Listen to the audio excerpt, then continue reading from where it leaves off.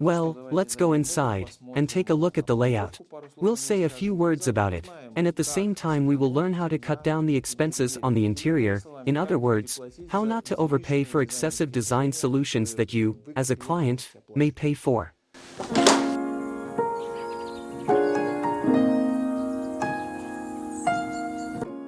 This house has 3 living rooms, 2 bathrooms, a sauna, 2 dressing rooms, a large garage and a boiler room. And I haven't forgotten about the kitchen and the sitting room. The living rooms are divided into 2 parts.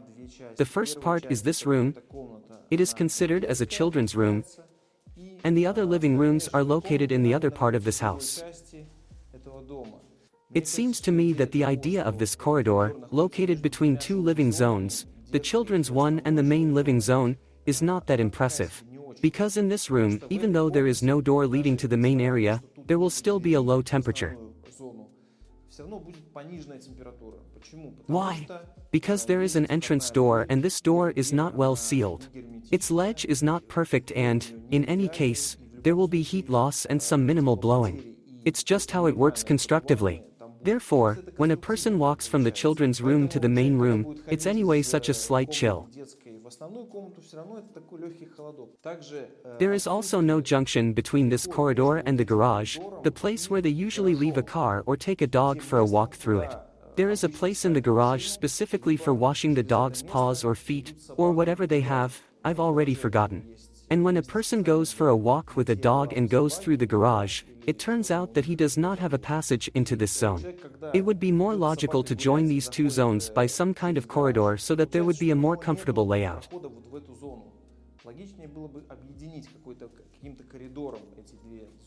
In fact, it turns out that 2 different entrances are necessary, 2 different pairs of shoes are necessary, thus it raises some questions. We walked through the corridor, that is, the children went to their room, and we adults went to our room.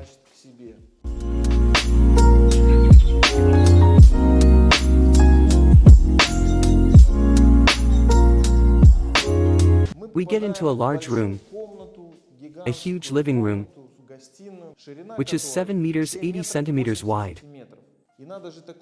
So what happened? The designers put this giant partition here. They divided this room into 2 parts, in fact. I understand that there was nowhere to hang the TV set, but long spans are made in order to feel freedom, to feel space. Large windows are made to feel like outside. Well, that is, the solution of this partition seems also very strange to me.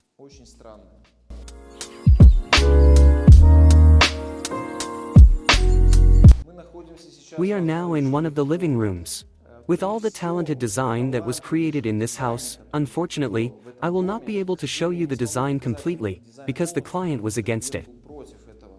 But we are in the room where you can clearly understand that such a type of finish as wall painting is a little outdated, in the first place.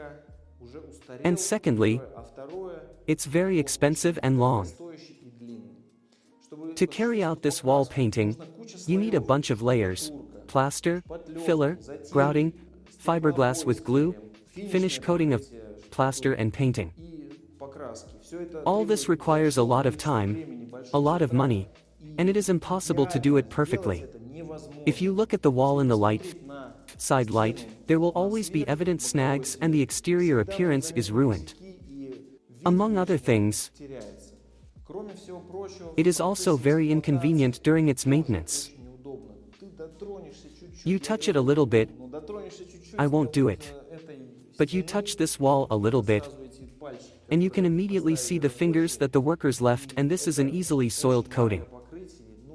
Well, I personally don't like it very much. I don't like it because it's inconvenient to use, it's expensive, and it's very long. This is not a very simple job, and understanding people take appropriate money for this work.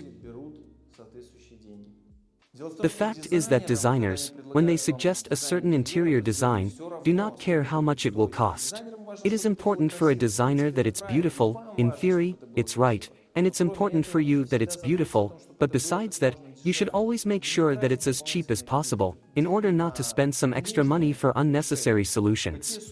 How much money can be saved, I can't say, because I was no longer responsible for the repairs in this house. I don't know the exact amount, but I can only guess that by choosing some kind of decorative plaster, which is quickly made, and which doesn't require such serious preparation, well, it can save half the cost of wall decoration. That's for sure. Now the house is being repaired. It is already approaching its completion. I delivered this house at this stage of rough finishing. It is plastered and reinforced with a mesh. In theory, if you want an inexpensive finishing option, then I would recommend puttying it, then applying decorative plaster or wallpaper. And that would be it.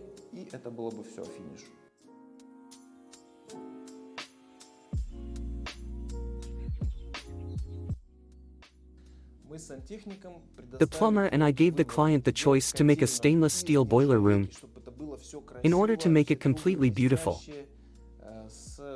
The tubes are shiny with a hydraulic separator with pumping groups.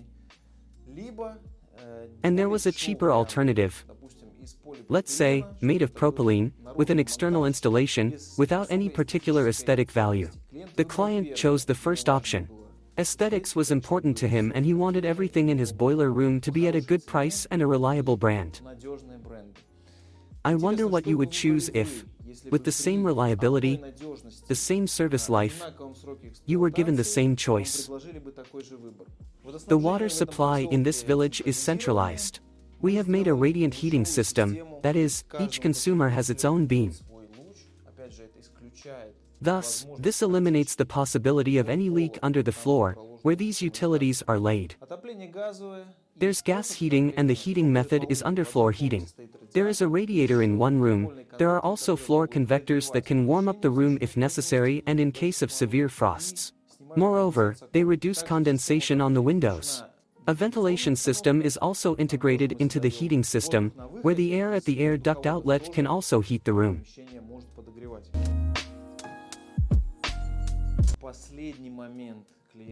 At the last moment, the client decided to make a ventilation system.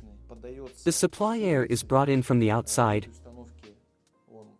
It's heated in this system, filtered and supplied into the living rooms.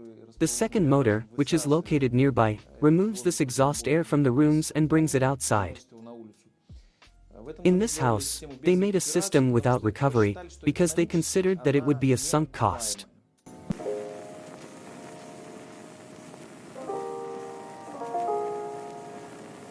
The client put up such a solid fence here.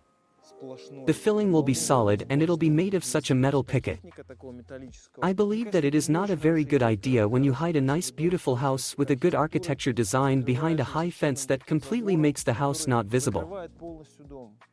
It would be much more beautiful to leave a semi-transparent open fence so that the house silhouette and its architecture design would be visible to people and to the owners themselves when they go out for a walk.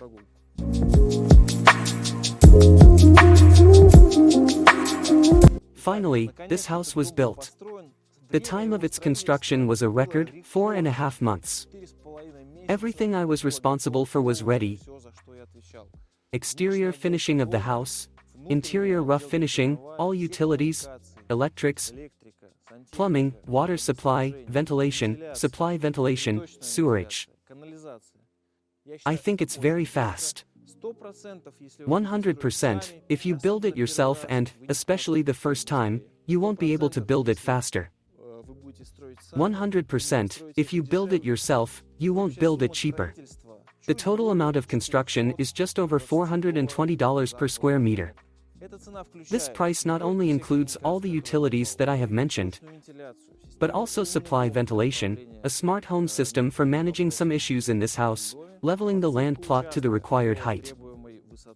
Also, we included gas connection and installation, a gas boiler, of course, all the equipment in the boiler room that you have seen. By the way, the tubes in the boiler room were not the cheapest. It was possible to buy a cheaper alternative, but the owner preferred to pay more for the brand. You can build it cheaper only if you spare on something, buy low-quality materials, work yourself, thus saving on manpower. But this construction itself, that you can see, can't be built cheaper.